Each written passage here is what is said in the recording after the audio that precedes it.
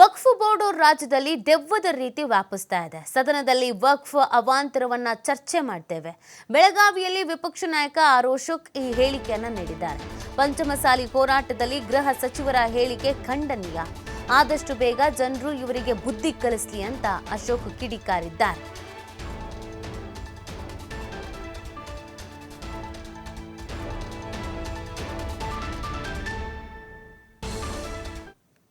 ಅವಾಂತರಗಳು, ವಕ್ಫ್ ಬೋರ್ಡಿಂದ ರೈತರಿಗೆ ಆಗ್ತಾ ಇರೋ ಅನ್ಯಾಯಗಳು, ವಕ್ಫ್ ಬೋರ್ಡಿಂದ ಮಠ ಮಂದಿರಗಳು, ಶಾಲಾ ಕಾಲೇಜುಗಳು ವಕ್ಫ್ ಬೋರ್ಡ್ನ ಆಸ್ತಿ ಆಗಿರೋದರ ವಿರುದ್ಧವಾದಂಥ ಒಂದು ನಿಲುವಳಿ ಸೂಚನೆಯನ್ನು ನಾನು ಕೊಟ್ಟಿದ್ದೀನಿ.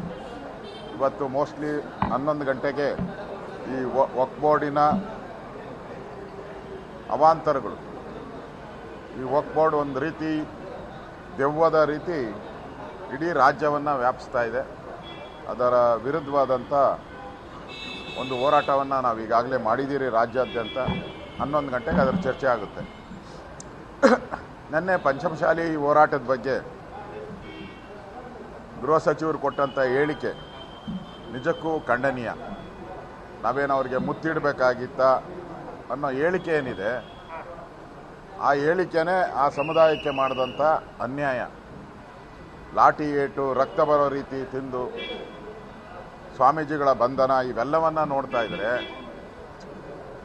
ಕಾಂಗ್ರೆಸ್ ಅವ್ರಿಗೆ ಈ ಲಿಂಗಾಯತ ಸಮುದಾಯದ ವೋಟ್ ಮಾತ್ರ ಬೇಕು, ಅವ್ರಿಗೆ ಏಟ್ ಕೊಡಬೇಕು ಅನ್ನೋ ತೀರ್ಮಾನಕ್ಕೆ ಬಂದಂಗಿದೆ.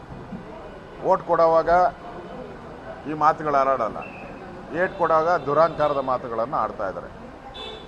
ರಾಜ್ಯದ ಲಿಂಗಾಯತ ಸಮುದಾಯದವರು ಈಗಾಗಲೇ ಘೋಷಣೆ ಮಾಡಿದ್ದಾರೆ, ನಾವು ಬುದ್ಧಿ ಕಲಿಸ್ತೀರಿ ಅಂತ.